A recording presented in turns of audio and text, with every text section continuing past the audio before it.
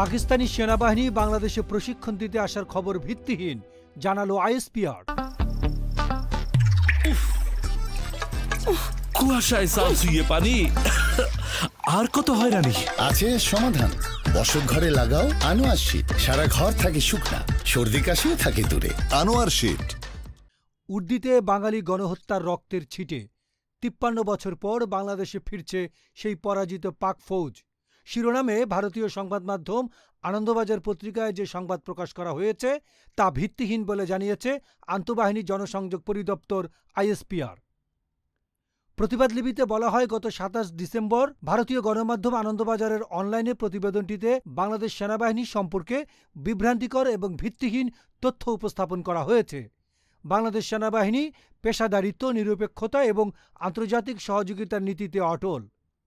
নিয়মিত কার্যক্রমের অংশ হিসেবে বাংলাদেশ সেনাবাহিনী বিভিন্ন দেশের সশস্ত্র বাহিনীর সঙ্গে বন্ধুত্বপূর্ণ সম্পর্ক বজায় রাখে এবং পারস্পরিক বোঝাপড়া ও দক্ষতা বৃদ্ধির জন্য ছাত্র বিনিময় ও প্রশিক্ষণ সহ বিভিন্ন সহযোগিতামূলক কার্যক্রম পরিচালনা করে। প্রতিবাদ লিপিতে বলা হয়, পাকিস্তান সেনাবাহিনীর কোনো প্রশিক্ষক দল বা প্রতিনিধি দলের বাংলাদেশের কোনো সেনানিবাসে প্রশিক্ষণের জন্য আসার কোনো পরিকল্পনা নেই।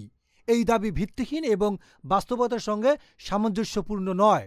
এছাড়াও বাংলাদেশ সেনাবাহিনী তার চাহিদার ভিত্তিতে বিভিন্ন দেশ থেকে প্রয়োজনীয় গোলাবারুদ সংগ্রহ করে। সংবেদনশীল প্রতিরক্ষা বিষয়ে অজ্ঞতাপ্রসূত মতামত অনভিপ্রেত, অযাচিত ও আপত্তিকর।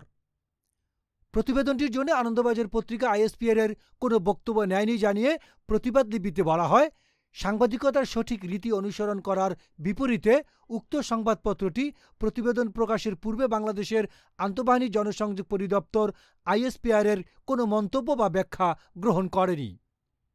এই উপেক্ষা প্রতিবেদনের নিরপেক্ষতা ও বিশ্বাসযোগ্যতা নিয়ে গুরুতর প্রশ্ন তোলে।